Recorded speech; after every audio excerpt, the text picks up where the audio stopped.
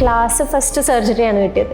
Surgery class കേട്ടപ്പോൾ തന്നെ ഉറപ്പായി ഇനി വേറെ കോച്ചിങ് സെന്റർ വേണ്ട, എന്താണ് കിട്ടേണ്ടതെന്ന് മനസ്സിലായി. അതിൻ്റെ നടക്ക് കുറച്ച് കൺഫ്യൂഷൻസ് ഒക്കെ വരും. ഇതാണോ ശരി, ഇനി ഞാൻ ചെയ്യണത് തെറ്റുണ്ടോ? അത് റിസൾട്ട് വരുന്ന വരെ എന്തായാലും ക്ലാരിറ്റി ഒന്നും ഇല്ല. അതിപ്പോൾ എത്ര തന്നെ ആൾക്കാരോട് പോയി സങ്കടം പറഞ്ഞ് അവരെ മോട്ടിവേഷൻ ചെയ്താലും ഫൈനലി റിസൾട്ട് വരുമ്പോൾ മാത്രമാണോ ഞാൻ ചെയ്തത് കറക്റ്റാണ്. ഗുരുകുലിലെ ക്വസ്റ്റ്യൻ ഞാൻ അന്ന് അറ്റൻഡ് ചെയ്തില്ല. അന്ന് എൻ്റെ മിസ്റ്റേക്ക് ഉണ്ടായത് ഞാൻ GT അറ്റൻഡ് ചെയ്തിട്ടുണ്ടായില്ല. GT അറ്റൻഡ് ചെയ്യുമ്പോൾ എനിക്ക് ടെൻഷനായിരുന്നു.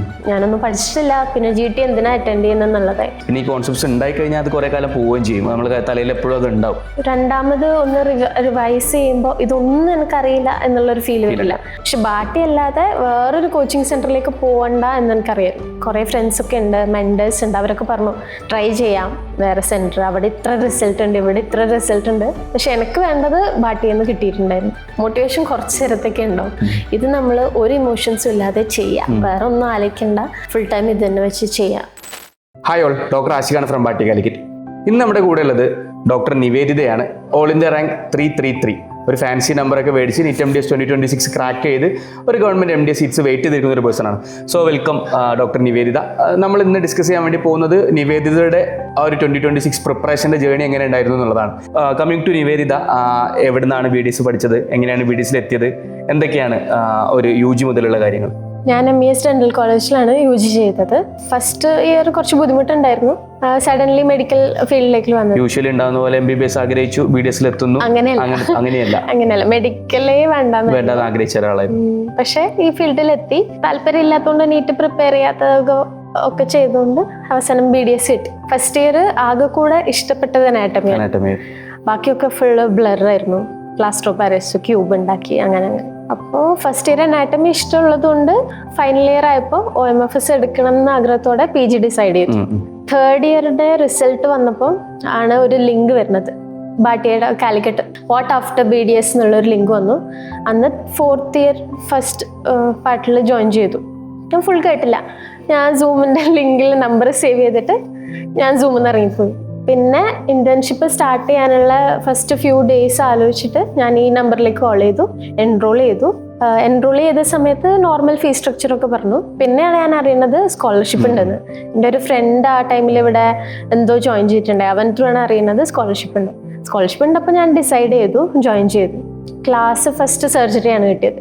സർജറി ക്ലാസ് കേട്ടപ്പോൾ തന്നെ ഉറപ്പായി ഇനി വേറെ കോച്ചിങ് സെന്റർ വേണ്ട, എന്താണ് കിട്ടേണ്ടതെന്ന് മനസ്സിലായി. പിന്നെ ഇന്റേൺഷിപ്പിൻ്റെ കൂടെ ഞാൻ പ്രിപ്പയർ ചെയ്തു. പക്ഷേ അത്ര പ്രാക്ടിക്കലായിട്ടല്ല ഞാൻ ചെയ്തത്. ടൈം മാനേജ്മെൻറ്റ് ഇഷ്യൂസ് ഉണ്ടായിരുന്നു, കേസസ് ഉണ്ടായിരുന്നു. അപ്പോൾ ഞാൻ ഫുൾ കമ്മിറ്റ്മെൻറ്റ് നടത്തിയിട്ടില്ല, അങ്ങനെ വേണം പറയാം. പിന്നെ ഇന്റേൺഷിപ്പ് കഴിഞ്ഞ് വീട്ടിൽ വന്നപ്പോൾ ഇരുന്നു. പക്ഷെ ലാസ്റ്റ് ഇയർ NEET എഴുതിയപ്പോൾ കുറച്ച് ഡിഫിക്കൽട്ടീസ് ഉണ്ടായി. ഡേറ്റ് ഇഷ്യൂ വന്നു, ജാനിൽ വന്നു, പിന്നെ മെയ്യിലേക്ക് മാറ്റി, ഏപ്രിലിൽ എക്സാം ആയി. അപ്പോൾ റിസൾട്ട് കണ്ടപ്പോൾ കുറച്ചൊരു സെറ്റ് ബാക്ക് ഉണ്ടായിരുന്നു. ഒരു വീക്കൊക്കെ വെറുതെ ഇരുന്നു എന്തിപ്പോൾ ചെയ്യാന്നുള്ളത്. പക്ഷെ ബാട്ടി അല്ലാതെ വേറൊരു കോച്ചിങ് സെന്ററിലേക്ക് പോകണ്ട എന്ന് എനിക്കറിയാം. കുറേ ഫ്രണ്ട്സ് ഒക്കെ ഉണ്ട്, മെൻറ്റേഴ്സ് ഉണ്ട്, അവരൊക്കെ പറഞ്ഞു ട്രൈ ചെയ്യാം വേറെ സെന്റർ, അവിടെ ഇത്ര റിസൾട്ട് ഉണ്ട്, ഇവിടെ ഇത്ര റിസൾട്ട് ഉണ്ട്. പക്ഷെ എനിക്ക് വേണ്ടത് ബാട്ടിയിൽ നിന്ന് കിട്ടിയിട്ടുണ്ടായിരുന്നു. എല്ലാ ക്രിസ്പ് പോയിന്റ്സും ടീച്ചേഴ്സ് തരും. അവർ ഭയങ്കര കമ്മിറ്റഡ് ആയിരുന്നു. നമുക്ക് ആവശ്യമുള്ളൊരു സാധനമാണ് MDS. പക്ഷെ അവർ അതിന് ഭയങ്കരമായിട്ട് എഫേർട്ട് എടുക്കുന്ന പോലെയാണ് നമുക്ക് തോന്നുന്നല്ല. ആക്ച്വലി അവരതാണ് ചെയ്യുന്നത്. മൾട്ടിപ്പിൾ ടെക്സ്റ്റ് നോക്കി അതിലേക്കുള്ള ക്രിസ്പ് പോയിന്റ് അവർ പറഞ്ഞുതരും. ലാസ്റ്റ് ഇയർ കമ്പയർ ചെയ്യും, ഇതാണ് വരിക എന്നുള്ള ഒരു ഒരു പ്രഡിക്ഷൻ അവർ നടത്തും. ഡൗട്ട്സ് ഒക്കെ ക്ലിയർ ചെയ്യും. ഡൗട്ട്സ് ഒരു വിത്തിൻ 2 days 3 days അവർ ക്ലിയർ ചെയ്യും. അപ്പം പിന്നെ അതിങ്ങനെ ആലോചിച്ച് എന്താണ് ഞാൻ ചെയ്യേണ്ടതെന്നുള്ള ഒരു ബുദ്ധിമുട്ടൊന്നും ഉണ്ടായിട്ടില്ല.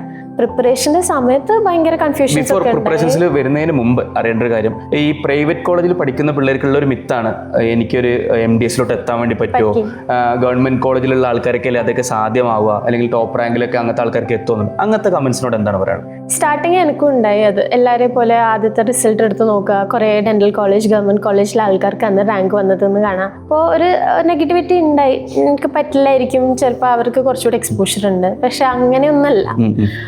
നമ്മൾ റിസൾട്ട് ഇപ്പോൾ ബാട്ടിയിലെ റിസൾട്ട് എടുത്ത് നോക്കുമ്പോൾ തന്നെ ഞാൻ ഇന്റർവ്യൂ കേട്ടത് സൗരവ് എന്ന് പറഞ്ഞ ഒരു INICT റാങ്ക് ഹോൾഡർ, അവർ അമൃതയിലാണ് BDS ചെയ്തത്. അപ്പോൾ എനിക്ക് തോന്നി ഓക്കെ, പ്രൈവറ്റിലായാലും it's not about the college എന്നുള്ളൊരു ഐഡിയ കിട്ടി. പിന്നെ പഠിച്ചു തുടങ്ങുമ്പോൾ നമുക്ക് ആ ടെലിഗ്രാം ഗ്രൂപ്പിലെ ഇന്ററാക്ഷൻസ് കാണുമ്പോൾ മനസ്സിലാവും UG ടൈമിൽ ഉള്ള ഒരു മെത്തേഡ് ഓഫ് സ്റ്റഡിങ് അല്ല ഇത്. MCQ ആണ്, വേറെ തന്നെ ഒരു പാറ്റേൺ ബിൽഡ് ചെയ്യാൻ അറിയണം. യൂഷ്വലി യൂണിവേഴ്സിറ്റി തലേന്ന് അല്ലെങ്കിൽ ഒരു 1 month മുന്നേ നമ്മൾ കുറെ പ്രീവിയസ് ഇയർ പേപ്പേഴ്സ് നോക്കുന്നു, നമ്മളിപ്പോൾ പ്രൊഫസേഴ്സ് ചെയ്ത് നോട്ട്സ് ഉണ്ടാക്കുന്നു, നമ്മൾ ക്രാമ്പ് ചെയ്യുന്നു, നമ്മൾ നേരെ പോയി എക്സാം ചെയ്യുന്നു. അതെല്ലാം മെത്തേഡ് എന്ന് മനസ്സിലായി. അതെല്ലാം മെത്തേഡ് മനസ്സിലായി. അതിലൊന്നും കാര്യമില്ല. നമ്മളിപ്പോൾ ഒരു ലെക്ചർ കേട്ട് അതിന്റെ ഒരു എസ്സേ എഴുതുകയാണെങ്കിൽ നമുക്ക് കുറെ സാധനം എഴുതാം. ക്രിസ്പായിട്ട് ഇപ്പോൾ കുറച്ച് ന്യൂമറിക്കൽസ് ഒന്നും അറിയണമെന്നില്ല. പക്ഷെ നീറ്റ് MDSലേക്ക് വരുമ്പോൾ ന്യൂമറിക്കൽസ് അറിയണം, ടു ദ പോയിന്റ് ആൻസർ ചെയ്യണം, എഴുതി ഉണ്ടാക്കണ്ട, ബട്ട് ആൻസർ കറക്റ്റ് അറിഞ്ഞാൽ മതി. പ്ലസ് ആൻസർ മുന്നിലുണ്ട് MCQ, 4 നിന്ന് 1 എടുത്താൽ മതി. ആ ഒരു ഈസി എന്നല്ല, ആ ഒരു അഡ്വാൻറ്റേജ് നമുക്ക് കിട്ടും. പിന്നെ പ്രിപ്പറേഷൻ സ്റ്റാർട്ട് ചെയ്യുമ്പോൾ എല്ലാവർക്കും ഉള്ള പോലെ ഞാൻ സ്റ്റാർട്ട് ചെയ്തത് ടോപ്പേഴ്സിന്റെ ഇന്റർവ്യൂ കണ്ടിട്ടാണ്. അവരുടെ ഇന്റർവ്യൂ കാണുമ്പോൾ ചില ആൾക്കാർ പറയും 14 hours 10 hours ഞാൻ ഇതാണ് ചെയ്തത്, ഈ ടെക്സ്റ്റ് വായിച്ചു. അതൊക്കെ കേട്ടാൽ സ്റ്റാർട്ടിങ് നമുക്കൊരു ഫ്യൂ മന്ത്സ് കുറച്ച് അൺസർട്ടനിറ്റി ഉണ്ടാവും. ഞാൻ ചെയ്യണതാണോ ശരി? മൾട്ടിപ്പിൾ ആൾക്കാരുടെ മെത്തേഡ്സ് ഞാൻ ചൂസ് ചെയ്തു. കുറച്ച് ആൾക്കാർ രാവിലെ പഠിച്ചു, അപ്പോൾ രാവിലെ എണീറ്റു, വേറെ ബുക്സ് വാങ്ങി. പക്ഷെ കുറച്ചൊരു മനസ്സ് കഴിയുമ്പോൾ നമുക്ക് ഏകദേശം നമുക്ക് എന്താണ് വേണ്ടതെന്ന് മനസ്സിലാവും. നമുക്കിതൊന്നും പ്രാക്ടിക്കൽ അല്ല, സെൽഫായിട്ടൊരു റുട്ടീൻ ഉണ്ടാവും, അതിൽ അങ്ങ് പോവാം. അതിൻ്റെ നടുക്ക് കുറച്ച് കൺഫ്യൂഷൻസ് ഒക്കെ വരും. ഇതാണോ ശരി, എന്ന് ഞാൻ ചെയ്യണത് തെറ്റുണ്ടോ? അത് റിസൾട്ട് വരുന്ന വരെ എന്തായാലും ക്ലാരിറ്റി ഒന്നും ഇല്ല. അതിപ്പോൾ എത്ര തന്നെ ആൾക്കാരോട് പോയി സങ്കടം പറഞ്ഞ് അവരെ മോട്ടിവേഷൻ ചെയ്താലും ഫൈനലി റിസൾട്ട് വരുമ്പോൾ മാത്രമാണോ ഞാൻ ചെയ്തത് കറക്റ്റാണ്, ഇതൊക്കെ ഓക്കെ ആണെന്ന് വരുന്നത്. ഈ ഓൾ ഇന്ത്യ റാങ്ക് 333 കണ്ട സമയത്ത് എന്തായിരുന്നു എക്സ്പീരിയൻസ്? ഞാൻ വിചാരിച്ചത് ഭയങ്കര ഹാപ്പിനെസ് ആയിരിക്കും, ഓൺ സ്പോട്ട് കുറെ ആൾക്കാർക്ക് മെസ്സേജ്, അങ്ങനെയല്ല ഉണ്ടായത്. ഞാൻ PDF ഡൗൺലോഡ് ചെയ്തിട്ട് തുറക്കാനുള്ള ഒരു മെന്റാലിറ്റി പോലും ഉണ്ടായില്ല. നമ്പർ കുറച്ച് കഴിഞ്ഞിട്ട് റോൾ നമ്പർ കൊടുത്തു, റാങ്ക് വന്നു, ഞാൻ അപ്പം തന്നെ ക്ലോസ് ചെയ്തു. ഞാൻ ആരെയും വിളിച്ചില്ല.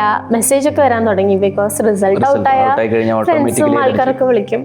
പിന്നെ ഞാൻ ഫ്രണ്ട്സിന് അയച്ചു. കൂടെ ഉണ്ടായിരുന്ന ഒരു ബാച്ചിലർ കുട്ടി ഉണ്ടായിരുന്നു, ആ കുട്ടിക്ക് അയച്ചു. പിന്നെ വീട്ടിലെ വാട്സപ്പ് ഗ്രൂപ്പിലെ മെസ്സേജ് ഇട്ടു, ഡയറക്റ്റ്ലി പറഞ്ഞില്ല. എന്നിട്ട് പിന്നെ ഞാൻ ആരോടും പറഞ്ഞില്ല, കോച്ചിങ് സെന്ററിലും ആരോടും പറഞ്ഞില്ല. പിന്നെ സാറിന്റെ മെസ്സേജ് ആണ് രാത്രി വരുന്നത്, എന്തായി? അപ്പോൾ ഓക്കെ, ഞാൻ 333 എന്നുള്ള നമ്പർ പറഞ്ഞു. അപ്പോൾ ഓക്കെ, കുഴപ്പമില്ല, ഹാപ്പി ആയിക്കോളൂ, ഇതിലെന്താ സിങ്ക് ആവാൻ എന്നുള്ളത് സാറ് പറഞ്ഞപ്പോൾ ഓക്കെ ശരിയാണ്, റാങ്ക് നല്ലതാണെന്ന് അപ്പോഴാണ് കിട്ടിയത്. പിന്നെ കുറച്ച് കഴിഞ്ഞപ്പോൾ സീറ്റ് മെട്രിക്സ് ഒക്കെ എടുത്ത് നോക്കിയപ്പോൾ മനസ്സിലായി, ഓക്കെ ഗവൺമെന്റ് കോളേജാണ്, ഇതാണ് ഇത്. നമ്മൾ അതുവരെ ഡെന്റലിന് സീറ്റ് കുറവാണ് അറിയുന്നതുകൊണ്ട് നമ്മൾ വിചാരിക്കില്ല, ഓക്കെ മേ ബി ഇതല്ല, എബവ് 100 ആയിരിക്കും കോളേജ് കിട്ടുള്ളൂ എന്നൊക്കെ വിചാരിക്കും. പക്ഷെ 333 ഗവൺമെന്റ് കോളേജ് അവൈലബിൾ ആണെന്ന് പറഞ്ഞപ്പോൾ ഓക്കെ സമാധാനമായി. ഈ പ്രിപ്പറേഷൻസിന്റെ കാര്യം പറഞ്ഞു തുടങ്ങിയിട്ടുണ്ടായിരുന്നു. അപ്പോൾ എങ്ങനെയാണ് പ്രിപ്പറേഷൻസ് ഉണ്ടായിരുന്നത്? ഇപ്പോൾ ഇന്റേൺ ആയപ്പോൾ കുറച്ച് കാര്യങ്ങളൊക്കെ പഠിച്ചിട്ടുണ്ട്. ഇന്റേൺഷിപ്പിന്റെ സമയത്ത് പ്രിപ്പയർ ചെയ്തു, പിന്നെ പോസ്റ്റ് ഇന്റേണിലോട്ട് പോയി. അപ്പോൾ എങ്ങനെയായിരുന്നു പ്രിപ്പറേഷൻസ് ഉണ്ടായിരുന്നു? ഇന്റേൺഷിപ്പിന്റെ സമയത്ത് നമുക്ക് അത്ര ടൈം കിട്ടില്ല. ചിലപ്പോൾ പേഷ്യൻസ് പ്രോസ്റ്റലൊക്കെ ആണെങ്കിൽ പേഷ്യന്റ് ഉണ്ടാവും, ചിലപ്പോൾ കേസ് കൂടുതലുള്ള ദിവസം ബുക്ക് തുറക്കാൻ തന്നെ തോന്നില്ല. ഞാൻ പൾസ് വാങ്ങിയത് ഇന്റേൺഷിപ്പിന്റെ സമയത്തായിരുന്നു വായിച്ചത്. ഗുരുകുലിലെ ക്വസ്റ്റ്യൻ ഞാൻ അന്ന് അറ്റൻഡ് ചെയ്തില്ല. അന്ന് എൻ്റെ മിസ്റ്റേക്ക് ഉണ്ടായത് ഞാൻ GT അറ്റൻഡ് ചെയ്തിട്ടുണ്ടായില്ല. GT അറ്റൻഡ് ചെയ്യുമ്പോൾ എനിക്ക് ടെൻഷനായിരുന്നു, ഞാനൊന്നും പഠിച്ചിട്ടില്ല, പിന്നെ GT എന്തിനാ അറ്റൻഡ് ചെയ്യുന്നത്. ലാസ്റ്റാണ് കുറച്ച് സീരിയസ് ആയപ്പോൾ GT മൾട്ടിപ്പിൾ കൊടുക്കാൻ തുടങ്ങി. അന്ന് എൻ്റെ മാർക്ക് റേഞ്ച് ഒരു 300-400 GTs. ലാസ്റ്റ് മാറുമെന്ന് വിചാരിച്ചു. നീറ്റ് എഴുതിയപ്പോൾ 2000 സംതിങ് റാങ്ക് വന്നു. പിന്നെ ഞാൻ ഒന്നുകൂടി ഇരുന്നു, ആലോചിച്ചു. അപ്പോൾ പിന്നെ ഒന്ന് റിപ്പീറ്റ് ചെയ്യാന്ന് ആലോചിച്ചിട്ട് രണ്ടാമത് ജോയിൻ ചെയ്തപ്പോൾ കുറച്ച് കൺഫ്യൂഷൻസ് ഒക്കെ ഉണ്ടായില്ല. ഓൾറെഡി പ്രാക്ടിക്കലി അതെല്ലാം ചെയ്തുകൊണ്ട് കുഴപ്പമുണ്ടായില്ല. അപ്പോൾ എങ്ങനെ എന്നുള്ള ക്വസ്റ്റ്യൻസ് ഒന്നും ഉണ്ടായില്ല. ഡയറക്ട്ലി ക്ലാസ് കേൾക്കാൻ തുടങ്ങി. ചില ക്ലാസ്സസ് ഒന്നും ഞാൻ കേട്ടില്ല, ഓൾറെഡി കേട്ടത്. അനാറ്റമി അശ്വിനി സാറിന്റെ ക്ലാസ്സസ് ഒന്നും ഞാൻ റിപ്പീറ്റ് ചെയ്തിട്ടില്ല, ജസ്റ്റ് നോട്ട്സിൽ സ്റ്റിക്ക് ഓൺ ചെയ്തു. ഹാർഡ് കോപ്പി നോട്ട്സ് ആദ്യത്തെ തവണയാണ് ഞാൻ വാങ്ങി, അത് തന്നെ ഞാൻ കണ്ടിന്യൂ ചെയ്തു. വേറെ നോട്ട്സ് ഉണ്ടാക്കിയിട്ടില്ല, റെഫറൻസ് ബുക്ക് ഉണ്ടായില്ല. പൾസ് ഞാൻ അന്ന് നോക്കിയത്, പിന്നെ ഞാൻ നോക്കിയിട്ടുണ്ടായില്ല. ഞാൻ ഈ ഗുരുകുലിലെ യൂഷ്വലി എല്ലാവരും പറയുന്നത് പൾസ് റിപ്പീറ്റ് ചെയ്യണം, പൾസ് തന്നെയാണ് പഠിക്കേണ്ടത്. എന്തുകൊണ്ടാണ് പൾസ് നോക്കാണ്ടിരുന്നത്? ബിക്കോസ് ഫസ്റ്റ് ടൈം നീറ്റ് എഴുതിയപ്പോൾ എനിക്ക് ഐഡിയ കിട്ടി, നമ്മുടെ നോട്ട്സ് നിന്നാണ് മോസ്റ്റ്ലി ക്വസ്റ്റ്യൻ വന്നത്. തിരിച്ചു വന്ന് രണ്ടാമത് ഞാൻ ക്വസ്റ്റ്യൻ ചെയ്ത് തുടങ്ങിയപ്പോൾ ഈ പോയിന്റ് ഇവിടെ ഉണ്ടായിരുന്നു, ഈ ക്വസ്റ്റ്യൻ ഓൾറെഡി ഈ ഗുരുകുലിലുണ്ട്, അതിന്റെ എക്സ്പ്ലനേഷനിൽ അതുണ്ട്. അപ്പൊ പിന്നെ രണ്ടാമത് പൾസിലേക്ക് പോകേണ്ട ആവശ്യമില്ല. പിന്നെ ഓൾമോസ്റ്റ് ഒരു 1000 എബവ് ക്വസ്റ്റ്യൻ ബാങ്ക്സ് തന്നെ ഈ ഗുരുകുലിലുണ്ട്. അതിനൊരു കുഞ്ഞു ഗ്രാഫൊക്കെ ആയിട്ട് അവരൊരു സ്റ്റാറ്റിസ്റ്റിക്കലി കാണിക്കും. അതിൽ നോക്കിയാൽ നമുക്ക് കുറച്ച് മോട്ടിവേഷൻ കിട്ടും. 99 ക്വസ്റ്റ്യൻസ് ഞാൻ ചെയ്തു, 999 1000 ചെയ്തു. പിന്നെ അതിൽ തന്നെ കുറെ ക്വസ്റ്റ്യൻസ് ഉണ്ട്. പ്രിപ്പറേഷൻ പിൻ പോയിന്റ് ആയിട്ട് നമ്മുടെ ഈ ഗുരുകുലിൽ തന്നെയാണ് ക്വസ്റ്റ്യൻസ് യൂട്ടിലൈസ് ചെയ്തിരുന്നത്. ഫുൾ ടൈം ഈ ഗുരുകുൽ മാത്രമാണ് യൂസ് ചെയ്തത്. പിന്നെ കാലിക്കറ്റിന്റെ എക്സാംസ് ഞാൻ ലാസ്റ്റ് അറ്റൻഡ് ചെയ്തിരുന്നു. ഫസ്റ്റ് ഞാൻ അധികം ചെയ്തില്ല, മാനേജ് ചെയ്യാൻ പറ്റാത്തതുകൊണ്ട്. ലാസ്റ്റ് ഞാൻ കാലിക്കറ്റ് എക്സാമും അതിഥിയൊക്കെ ചെയ്തിരുന്നു. പിന്നെ ഈ ഗുരുകുലില് മെഡിക്കലിന്റെ പോർഷനിൽ കുറച്ചുകൂടി അഡ്വാൻറ്റേജ് ഉള്ളതുപോലെ എനിക്ക് തോന്നി. അതിനൊരു താഴെ ഒരു പോർഷൻ ഉണ്ട്, എക്സ്ട്രാ പോയിന്റ്സ് തരുന്നത് മന്ത്ര ഉണ്ട്, പ്ലസ് ഹൈ ഈൽഡ് പോർഷൻ. അത് വായിച്ചാൽ തന്നെ നമുക്ക് കുറച്ചൊരു ബാക്ക്ഗ്രൗണ്ട് കുറച്ചധികം നോളജ് കിട്ടും. പിന്നെ നമ്മൾ നെക്സ്റ്റ് ക്വസ്റ്റ്യൻ ഇതായിട്ട് ലിങ്ക്ഡ് ആയിരിക്കും. അപ്പൊ 2-3 ക്വസ്റ്റ്യൻസ് ഒന്നിച്ച് ചെയ്ത് ഒന്ന് ശരിയാവുമ്പോൾ കുറച്ച് അഡ്വാൻറ്റേജും കുറച്ച് കോൺഫിഡൻസും ഒക്കെ ഉണ്ടാവും. അത് GT കഴിയുമ്പോൾ മാറും, എന്നാലും കുറച്ച് അഡ്വാൻറ്റേജും കോൺഫിഡൻസ് ഒക്കെ ബിൽഡ് ആകുമ്പോൾ പഠിക്കാനുള്ള ഒരു മോട്ടിവേഷൻ കിട്ടും. ഈ ക്ലാസ്സസ്, കോൺസെപ്റ്റ്സ്, ഇപ്പോൾ എല്ലാവരും പറയുന്ന ചർച്ച ചെയ്തുകൊണ്ടിരിക്കുന്ന കാര്യമാണ് NEET MDS purely conceptual basing ആയിട്ട് പോകാന്നുള്ളത്. അപ്പോൾ നിവേദിത ക്ലാസ്സസ് കേട്ട സമയത്ത് എങ്ങനെയായിരുന്നു ആ കോൺസെപ്റ്റ്സ് ഒക്കെ ക്ലിയർ ആവാൻ എത്രത്തോളം ഹെൽപ്പ് ചെയ്തിട്ട്? കോൺസെപ്റ്റ്സ് മെഡിസിൻ എനിക്ക് ഭയങ്കര ബുദ്ധിമുട്ടായിരുന്നു നോർമലി. പക്ഷെ മെഡിസിൻ സാറിന്റെ ക്ലാസ് കേട്ടപ്പോഴാണ് എനിക്ക് കുറച്ച് ഐഡിയ കിട്ടുന്നതും സാറിന്റെ നോട്ട്സും സാറ് ടെലിഗ്രാമിൽ ക്യൂസ് തരുന്നത് അത് കേട്ടിട്ടാണ് എനിക്ക് കുറച്ച് കോൺസെപ്റ്റ് കിട്ടുന്നത്. അല്ലാതെ നോർമലി ഞാൻ ലാസ്റ്റ് ടൈം ചെയ്തത് ഫാക്ച്വലായിട്ട് പഠിച്ചു മെഡിസിൻ, ഇത് മെഡിസിൻ, ഇതിന് ഈ ഇൻവെസ്റ്റിഗേഷൻ. പക്ഷെ അത് യൂസ്ഫുൾ ആയിരുന്നില്ല. കുറച്ച് മനസ്സിലാക്കി കോൺസെപ്റ്റ് ബിൽഡ് ചെയ്തപ്പോഴാണ് എനിക്ക് ആൻസർ ചെയ്യാനെങ്കിലും പറ്റിയത്. നോർമലി ക്വസ്റ്റ്യൻ വായിച്ച് മെഡിസിൻ കാണുമ്പോൾ ഞാൻ അത് അറ്റൻഡ് പോലും ചെയ്യാറില്ല. കുറച്ചൊന്ന് ലെങ്തിയാണ്, ടഫാണ് തോന്നിയാൽ ഞാൻ അറ്റൻഡ് ചെയ്യില്ല. പക്ഷെ പിന്നെ കോൺസെപ്റ്റ് ക്ലിയർ ആയപ്പോൾ അത് വായിക്കാനും അതൊന്ന് ആൻസർ ചെയ്യാൻ ട്രൈ ചെയ്യാനെങ്കിലും എനിക്ക് സ്റ്റാർട്ടിങ് അവിടെ നിന്നാണ് കിട്ടിയത്. പിന്നെ അതേപോലെ സർജറി ആയാലും എല്ലാം ഭയങ്കര കോൺസെപ്ഷ്യൽ ആയിട്ടാണ് ക്ലാസ് പോകുന്നത്. ഒരിക്കലും നമുക്ക് ഇതാണ് ഇതിന്റെ ആൻസർ അവിടെ നിർത്തുന്നില്ല. അവര് ബാക്ക്ഗ്രൗണ്ടിലെല്ലാം പറഞ്ഞു തരും. ഇനി എന്താണ് എക്സ്ട്രാ ഇതിൽ ചോദിക്കുക എന്നുള്ളതും പറഞ്ഞു തരും. പിന്നെ ഒരു കോൺസെപ്റ്റ് ഇല്ലാണ്ട് എക്സാമിന് പോകുന്ന ഒരു സിറ്റുവേഷൻ വന്നിട്ടില്ല. കോൺസെപ്റ്റ് ഓൾറെഡി വേണം. ഇത്തവണത്തെ പാറ്റേൺ കണ്ടപ്പോൾ ശരിക്കും കോൺസെപ്റ്റ് വേണം. വീഡിയോ ബേസ്ഡ് ക്വസ്റ്റ്യൻസ് ഒക്കെ ഉണ്ടായി. അപ്പം നമ്മൾ ഓൾറെഡി ജസ്റ്റ് ഫാക്ച്വലായി പഠിച്ചു പോവുകയാണെങ്കിൽ വീഡിയോ കണ്ട് അതെന്താണെന്ന് മനസ്സിലാക്കി ആൻസർ ചെയ്യാൻ നമുക്ക് പറ്റണമെന്നില്ല. അപ്പോൾ ഓൾറെഡി കോൺസെപ്റ്റ് ഉണ്ടെങ്കിൽ ചിലപ്പോൾ ആ വീഡിയോ കണ്ടു കഴിഞ്ഞാൽ ക്ലിക്ക് ആവാൻ ഫാസ്റ്റായിട്ട് ക്ലിക്കായി അതൊന്ന് ആൻസർ ചെയ്യാൻ പറ്റും. പിന്നെ ഈ കോൺസെപ്റ്റ്സ് ഉണ്ടായി കഴിഞ്ഞാൽ അത് കുറേ കാലം പോവുകയും ചെയ്യും. നമ്മൾ തലയിൽ എപ്പോഴും അത് ഉണ്ടാവും. രണ്ടാമത് ഒന്ന് റിവൈസ് ചെയ്യുമ്പോൾ ഇതൊന്നും എനിക്കറിയില്ല എന്നുള്ളൊരു ഫീൽ വരില്ല. ഓൾറെഡി കുറച്ചൊരു ബാക്ക്ഗ്രൗണ്ട് നോളജ് ഉണ്ട്. ഓക്കെ, ഇതൊക്കെയാണ്, ജസ്റ്റ് എക്സ്ട്രാ ആഡ് ചെയ്താൽ മതി എന്നുള്ളൊരു ഇത് വരും. അതുവരെ പഠിക്കാനുള്ള ഒരു ഈ ഫാക്കൾട്ടീസിലിട്ടൊക്കെ വരുന്ന ഏറ്റവും ഇഷ്ടപ്പെട്ട ഫാക്കൾട്ടി ആരാണ്? എനിക്ക് മെഡിസിൻ ആണ് ഏറ്റവും ഇഷ്ടം. രാജേഷ് കുമാർ സാർ. സാറിന് ഞാൻ ഭയങ്കര താങ്ക്ഫുൾ ആണ്. മെഡിസിൻ ഞാൻ UG ടൈമിൽ വരെ ഭയങ്കര പേടിച്ചു കണ്ട ഒരു സബ്ജക്റ്റാണ്. അത് വായിക്കുക, അത് ആൻസർ ചെയ്യുക എന്നുള്ളത് തന്നെ ഭയങ്കര ഒരു കാര്യം. പിന്നെ എനിക്ക് ഹിമാനി മാമിന്റെ ക്ലാസ് ഭയങ്കര ഇഷ്ടമാണ്. മാം ത്രൂ ആണ് OMFSലെ പല റൂട്ട് മാപ്പും ഞാൻ അറിയുന്നതും. ഇതൊക്കെ പോസിബിൾ ആണ്, ഇതൊക്കെയാണ് ആഫ്റ്റർ വേർഡ്സ് കിട്ടാൻ പോണത്.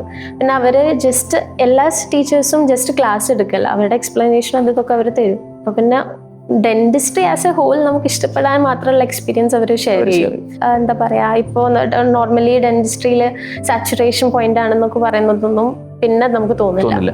അവരുടെ എക്സ്പീരിയൻസും അവർ കാണുന്ന കേസസ് ഒക്കെ കാണുമ്പോൾ ഓക്കെ, ഇതാണ് നെക്സ്റ്റ് സ്റ്റെപ്പ് എന്നുള്ളൊരു ഇത്. ഇപ്പോൾ ഒരു ഹാബിറ്റ് ഞാൻ മാറ്റി നിർത്താൻ പറയുകയാണെങ്കിൽ നിവേദിത ചെയ്തൊരു ഹാബിറ്റ് എന്തായിരിക്കും?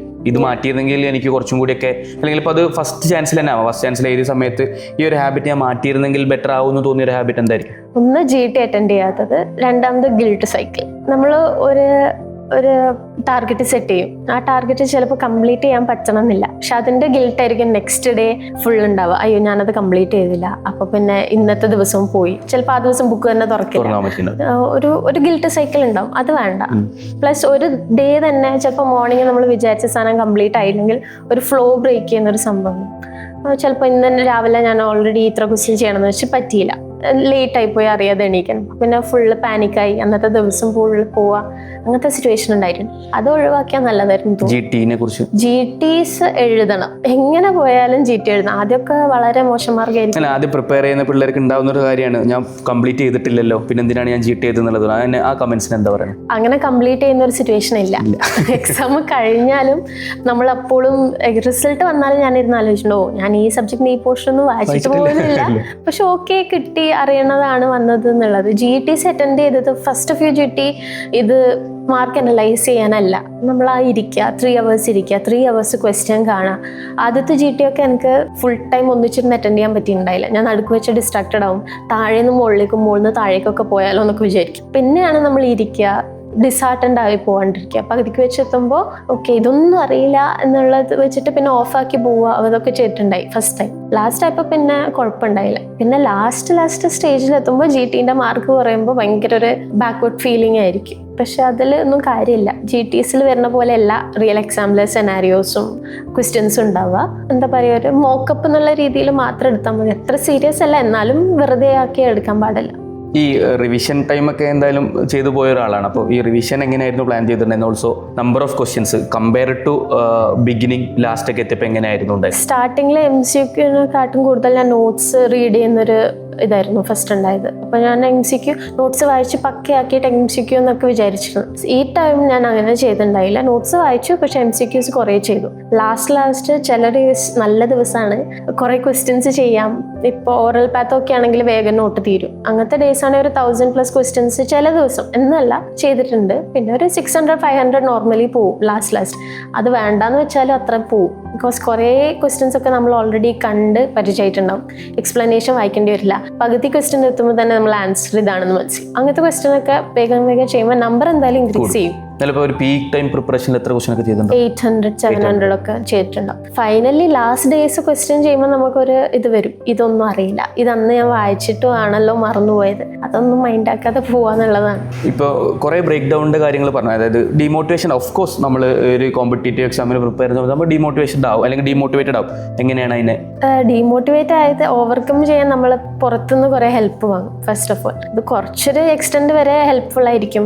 കുഴപ്പമില്ല, നീ പഠിച്ചോ, എന്താണ് പഠിച്ചാൽ മതി, ഇങ്ങനെയൊക്കെ തന്നെയാണെന്ന് പറഞ്ഞാലും നമുക്ക് അത് കുറച്ച് നേരത്തേക്കേ ഉണ്ടാവുള്ളൂ, പിന്നെ അത് പോവും. ഇപ്പം സെൽഫായിട്ട് മോട്ടിവേറ്റ് ചെയ്ത് കൊണ്ടുവരാം. മോട്ടിവേഷനിൽ ഡിപ്പെൻഡ് ചെയ്യാണ്ടിരിക്കുക. മോട്ടിവേഷൻ കുറച്ച് നേരത്തേക്ക് ഉണ്ടാവും. ഇത് നമ്മൾ ഒരു ഇമോഷൻസും ഇല്ലാതെ ചെയ്യാം, വേറെ ഒന്നും ആലോചിക്കണ്ട, ഫുൾ ടൈം ഇത് തന്നെ വെച്ച് ചെയ്യാം, അത്രേ പറ്റുള്ളൂ.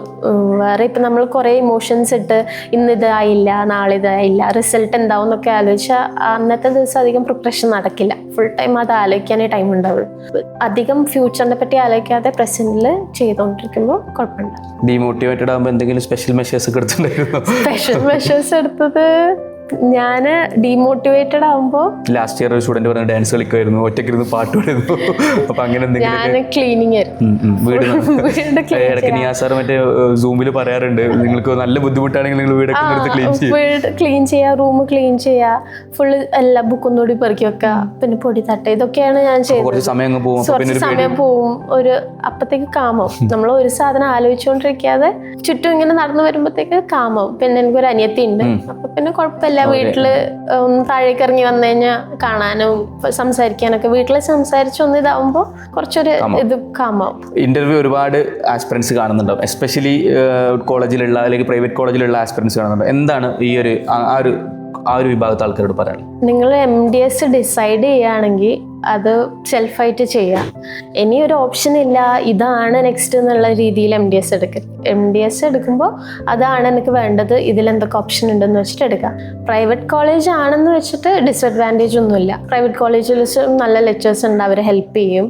പിന്നെ നമ്മൾ പിന്നെ എന്ത് ചെയ്യുന്നു, MCQ എങ്ങനെ ട്രെയിൻ ചെയ്യുന്നു, ആ ഒരു 3 hours നിങ്ങൾ എന്താണ് ചെയ്യുന്നത് ഡിപ്പെൻഡ് ചെയ്തിരിക്കും. ഒരു എക്സ്റ്റെൻഡ് വരെ നോളജ് എഫക്റ്റ് ചെയ്യുള്ളൂ. ഇപ്പോൾ ഒരു 70-80% ഒക്കെ നോളജ് കയ്യിലുണ്ടെങ്കിൽ ബാക്കി ഡിസൈഡ് ചെയ്യുന്നത് വേറെ ഫാക്ടേഴ്സ് ആയിരിക്കും. ഞാൻ പഠിക്കുന്നതും വേറൊരു ടോപ്പർ പഠിക്കുന്നതും എന്നിൽ താഴെ റാങ്കുള്ള ആൾ പഠിക്കുന്നതും സെയിം ആയിരിക്കും. പക്ഷേ ഫാക്ടേഴ്സ് ഡിഫറെൻ്റ് ആയിട്ട് വരും. ടൈം മാനേജ്മെൻറ്റ് വരാം, ചിലപ്പോൾ ഇമോഷൻസ് കൺട്രോൾ ചെയ്യുന്നത് വരാം. അതൊക്കെ ഡിപ്പെൻഡ് ചെയ്തിട്ടാണ് റാങ്ക് ഡിസൈഡ് ആകുന്നത്. അല്ലാതെ നിങ്ങൾ UGക്ക് ചിലപ്പോൾ നന്നായി പഠിച്ചെന്ന് വെച്ച് MDS എന്തായാലും കിട്ടുന്നുള്ള ഒരു ഇതൊന്നുമില്ല. പക്ഷെ കോച്ചിങ്ങും നിങ്ങൾ അതിനുള്ള എഫേർട്ട് ഇട്ടതും എത്ര ഡിറ്റർമിനേഷൻ ഉണ്ട്, ഏതൊക്കെ ഫാക്ടേഴ്സ് നിങ്ങൾക്ക് ഫേവറബിൾ ആയിട്ട് വന്നു, അതൊക്കെ ബേസ് ചെയ്തിട്ടായിരിക്കും റാങ്ക് വരുള്ളൂ. അല്ലാതെ പ്രൈവറ്റ് ആയതുകൊണ്ട് നിങ്ങൾക്ക് ഡിസഡ്വാൻറ്റേജ് ഉണ്ട്. ഞാൻ UG മുഴുവൻ വേസ്റ്റായി, ഇനി ഞാൻ ഒന്നുകൂടി UG മുഴുവൻ പഠിച്ചുണ്ടാക്കണം എന്നുള്ള ഫാക്ടറൊന്നുമില്ല. നമ്മളിപ്പോൾ ടെലിഗ്രാം ഗ്രൂപ്പിൽ പല സ്റ്റുഡൻസും പല ഡൗട്ട്സും ചോദിക്കും. അവർ പല ബുക്കിൻ്റെ പേരും പറയും. അപ്പം നമ്മൾ പെട്ടെന്ന് കാണുമ്പോൾ അവർക്കതറിയാം, ഇവർക്കിതറിയാം എന്ന് നമുക്ക് തോന്നും. പക്ഷേ ആക്ച്വലി എല്ലാവർക്കും എല്ലാം അറിയില്ല. നിങ്ങൾക്ക് എത്രയാണോ നോളജ് ഉള്ളത് അവർക്കും അത്രയേ ഉള്ളൂ. നിങ്ങൾക്ക് അറിയണ പല സാധനങ്ങളും ഓപ്പോസിറ്റ് ഇരിക്കണമൊക്കെ അറിയണമെന്നുണ്ടാവില്ല. അപ്പം അത് കണ്ട് ഡിസ്ഹാർട്ടൻഡ് ആയി ഞാൻ കുറച്ചേരം ഇരുന്നിട്ടുണ്ട്. ഞാൻ ഈ ബുക്കൊന്നും വായിക്കുന്നില്ല, ഈ ഗൈഡ് ഞാൻ യൂസ് ചെയ്തിട്ടില്ല, ആ ബുക്ക് ഞാൻ കറൻ്റ് യൂസ് ചെയ്യണില്ല, അത് യൂസ് ചെയ്താലേ സബ്ജക്റ്റ് ഈ ഒരു ഫോർ എക്സാമ്പിൾ ഫാർമക്ക് അതിന് അഡ്വാൻറ്റേജ് ഉള്ളൂ എന്നൊക്കെ പറയുന്ന കേട്ടിട്ടുണ്ട്. പിന്നെ നെഗറ്റീവ്സ് GTയിൽ വരുമ്പോൾ ഓവർലി ഇമോഷണൽ ആവുക. അതിൻ്റെ ആവശ്യമില്ല. അതായത് റിസൾട്ട് വന്നപ്പോഴാണ് എനിക്ക് മനസ്സിലായത്. എന്നാലും അത് ട്രൈ ചെയ്യാൻ പറ്റുന്നുണ്ടെങ്കിൽ പുതിയ ആസ്പിറൻസിന് GTക്ക് അത്ര ഇമ്പോർട്ടൻസ് കൊടുക്കാതിരിക്കുക. അത് ട്രെയിൻ ചെയ്യുന്ന പോലെ നിങ്ങളിപ്പോൾ ഡെയിലി നമ്മൾ UG സ്റ്റാർട്ട് ചെയ്തുമ്പം പ്ലാസ്റ്റർ ഓഫ് പാരീസ് മിക്സ് ചെയ്ത പോലെ ആവില്ല ഫൈനൽ എത്തുമ്പോൾ ചെയ്യുക. ആ ഒരു ചേഞ്ച് എന്തായാലും ലാസ്റ്റ് കിട്ടും. നിങ്ങൾക്ക് പക്ഷെ അത് മനസ്സിലാവില്ല, എത്ര ഡെവലപ്മെന്റ് ആയിട്ടുണ്ട്, എത്ര ഇമ്പ്രൂവ് ആയിട്ടുണ്ട് എന്ന് ഒരിക്കലും മനസ്സിലാവില്ല. ലാസ്റ്റ് വരെ നിങ്ങൾക്ക് ഫസ്റ്റ് സ്റ്റാർട്ട് ചെയ്ത് എനിക്കൊന്നും അറിയില്ല, ഞാൻ ഇപ്പോഴും ബാക്കൗട്ടാണ്, ബാക്കി എല്ലാവരും ഭയങ്കരമായിട്ട് പഠിക്കുന്നുണ്ട് എന്നൊക്കെ തോന്നും. പക്ഷെ എല്ലാവരും ഇമ്പ്രൂവ് ആവും, ലാസ്റ്റ് ആകുമ്പോൾ മുന്നോട്ടേക്ക് എത്തുകയും ചെയ്യും. പിന്നെ കുറച്ച് പ്രാർത്ഥിക്കുക, ഭാഗ്യത്തിൻ്റെ ഒക്കെ ഫാക്ടേഴ്സ് ഉണ്ടാവും. അത് ഡിപ്പെൻസ്. നിവേദിതയുടെ ഒരു സക്സസ്ഫുൾ ജേണിയാണ് നമ്മൾ കേട്ടത്. പറഞ്ഞു വരുന്ന കാര്യം, ഈ NEET MDS പോലത്തെ ഒരു കോമ്പറ്റേറ്റീവ് എക്സാം ക്രാക്ക് ചെയ്യാൻ ഒരു റിക്വയർമെൻ്റ് ആയിട്ടുള്ള അല്ലെങ്കിൽ പ്രീ റിക്വസ്റ്റ് ആയിട്ടുള്ള സാധനങ്ങളൊന്നും ഇല്ല എന്നുള്ളതാണ്. നമ്മുടെ ആ ഒരു വർഷം എങ്ങനെയൊക്കെയാണ് ജേണി നമ്മൾ കൊണ്ടുപോകാൻ ആഗ്രഹിക്കുന്നത്, നമ്മുടെ ടാർഗറ്റ് എന്താണെന്നുള്ളതൊക്കെ തന്നെയാണ് അതിൻ്റെ റാങ്കും ബാക്കി കാര്യങ്ങളും ഡിസൈഡ് ചെയ്യുക. ഓൾസോ അതർ ദാൻ അക്കാഡമിക്സ് ഒരുപാട് ഫാക്ടേഴ്സ് ഉണ്ടെന്നുള്ളത് നമുക്ക് മനസ്സിലാക്കാൻ കഴിയും. So Nivedita, thank you so much. നിവേദിതയ്ക്ക് ഏറ്റവും വിചാരിച്ച ആ ഡിപ്പാർട്ട്മെൻറ്റിന് കൗൺസിലിങ്ങിൽ സീറ്റ്സ് കിട്ടട്ടെ എന്ന് വളരെ ആത്മാർത്ഥമായിട്ട് ആശംസിക്കുകയാണ്. Thank you so much. Bye bye.